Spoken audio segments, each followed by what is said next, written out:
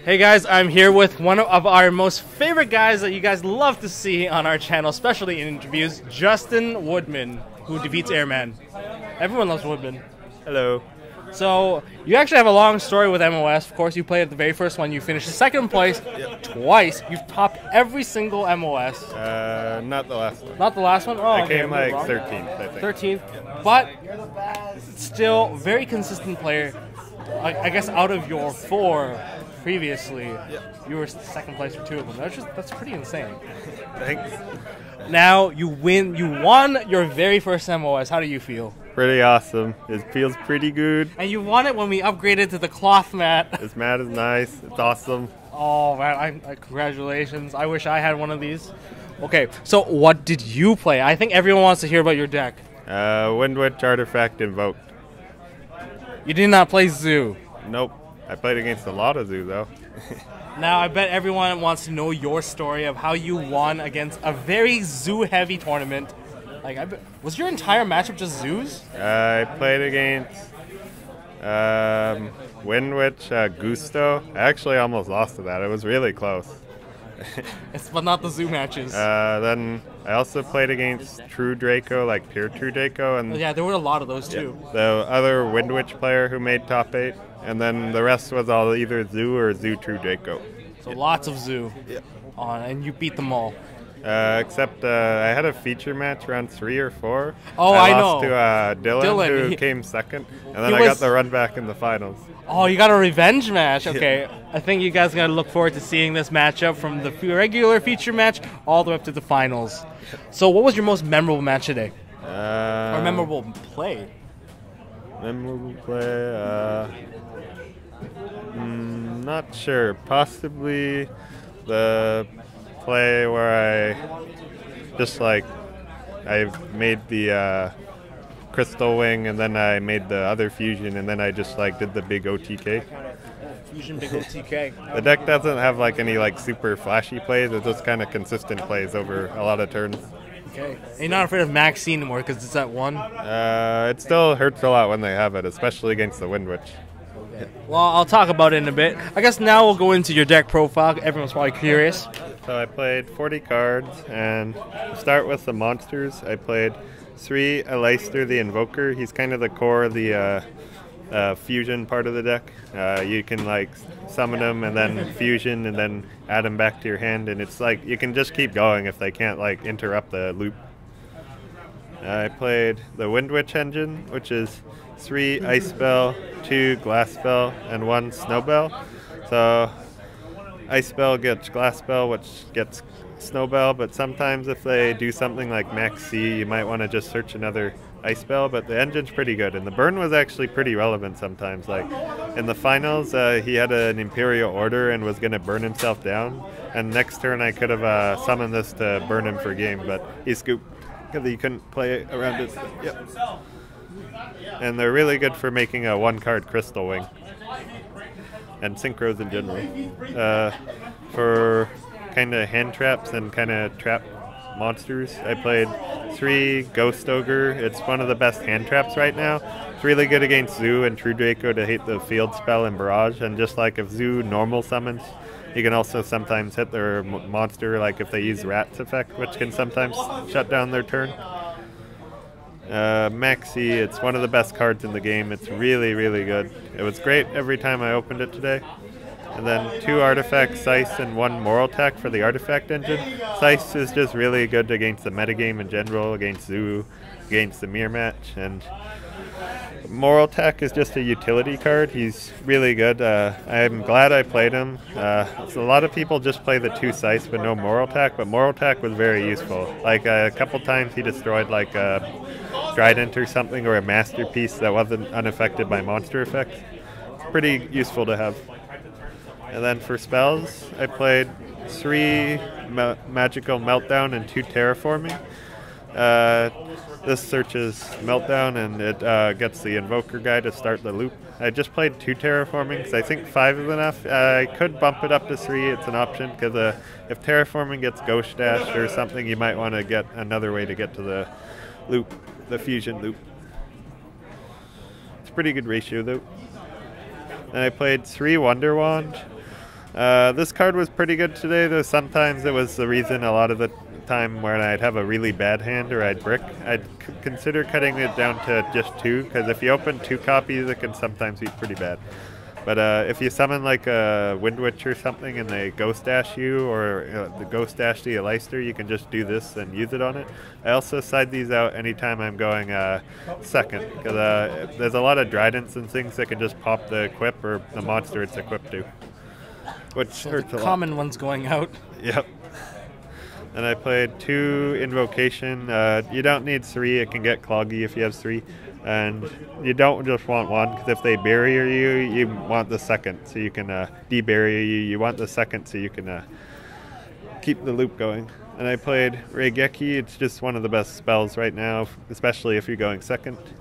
And I played 2 Cosmic Cyclone. I preferred this in the main over Twin Twisters, because you can, if you're going first, you can set this, and this deck usually wants to go first.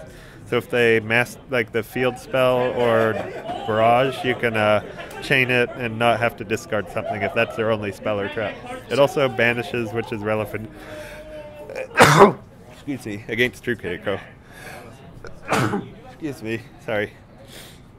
And then I played 3 Artifact Sanctum. It's really good for the Artifact engine. You just get the Scythe or the Moral Attack. It's like extra copy the D-Barrier with a monster attached. That also gives you some protection again to make them not just blind hit your back rows with like a Twin Twister. I played 3 Solemn Strike and a Solemn Warning. I didn't feel like the life was like an issue at all today. Like I think only once I couldn't pay life for them, but it's pretty good. It's just the best traps in the game.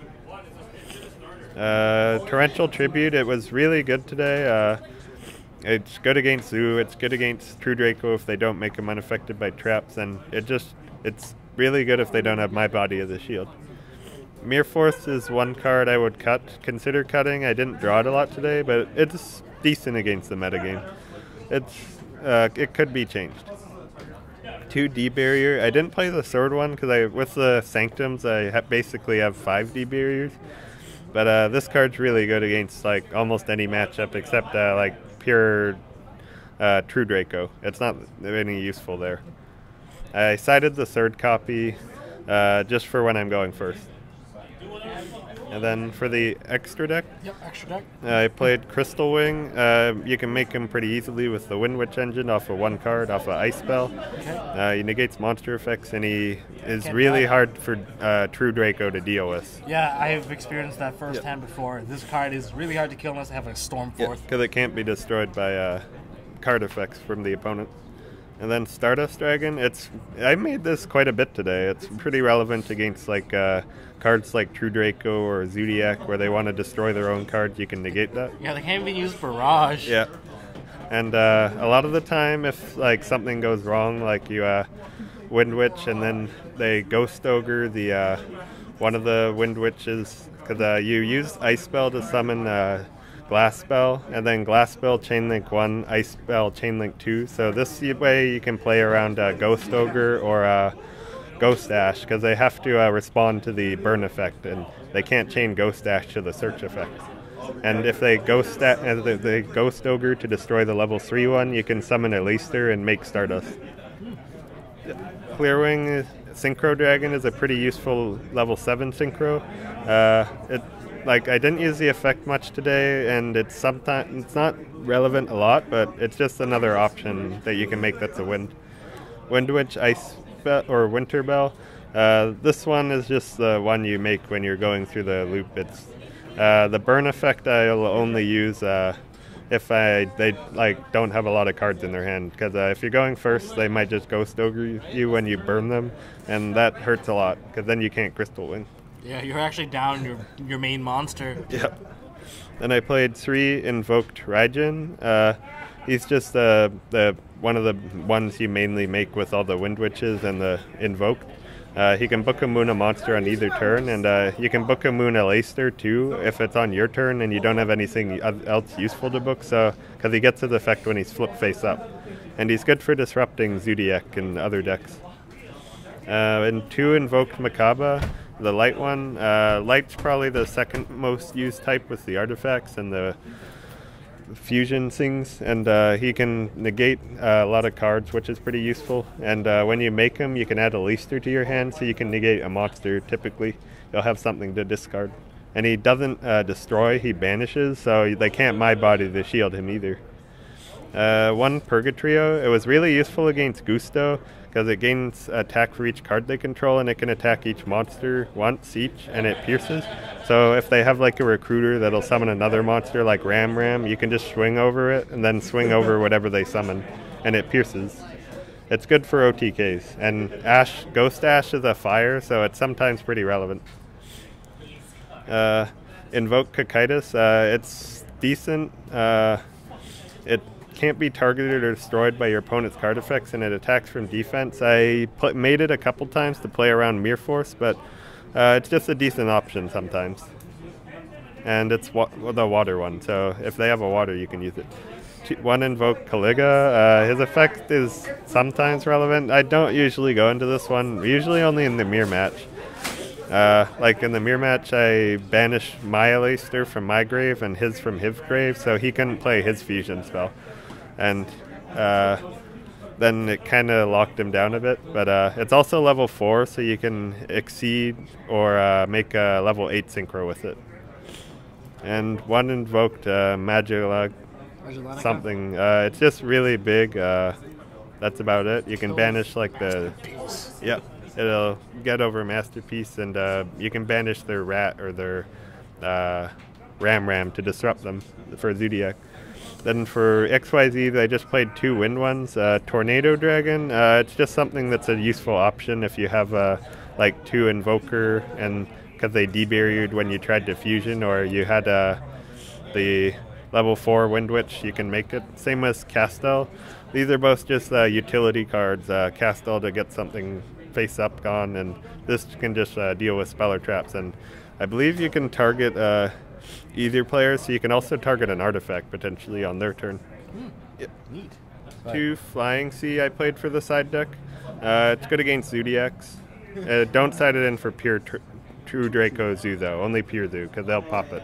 4 Kaijus and 2 Slumber. It's really good when you're going second. I often side out Wonder Wands and a Solemn Strike or 2 and bring these in. And I like the types of these for the fusions. I played 2 Twin Twister. It's good for going second. Additional spell and trap removal. Good against trap decks. Unending Nightmare. It's a utility card. It's good when you're going first against Zoo possibly, and True Draco, because you can pop something like an anti-spell or a barrage or the field spell. And a lot of the time they'll bring in anti-spell fragrance against Wind Witches. Imperial Order, it's sometimes can backfire, but it usually backfired more for my opponent a lot of the time. The burn effect, then I could burn them with the Wind Witches for game. Dimensional Barrier, the third one, I sided in when I'm going first against something like Zoo. Just great card. And 2 Magic Deflector, it's really good against True Draco Zoo. I don't bring it in against Pure Zoo, but it's also good against True Draco, because it stops all their continuous spell that trapped in their field spell, like the Barrage, the True Draco field spell. It's pretty useful. It's good when you're going first. Yeah. And that was the deck. It's 40 cards, and thank you very much. Thank you so much, Justin. Congratulations for winning your very first MOS when topping many previous to this one. I guess that's like, what, 80% topped. Thank you very much for hosting the awesome tournament. Hey, you're welcome. But you know what are shout-outs you want to give? Shout-outs to the MST crew for hosting the awesome tournament, and Brad for testing with me. I played him a bunch of matches against his Zoo. Yep. Anyone else? I think that's about it. Also, the awesome Vancouver community Yu-Gi-Oh! Yep. Yeah, Vancouver. And as always, don't forget to hold on to your MST.TV. Hey guys, thanks for watching. If you like this video, please drop us a like so we know we are doing a good job. And you can also subscribe to MST.TV for more fantastic videos by clicking on the button on the left. Don't forget to check out our partners at Imperium Duelist. They make really high quality mats, including some of my own limited edition release stuff. And if you want to check out one of our past videos, click here on the right. As always, don't forget to hold on to your MST.TV, and I'll see you next time.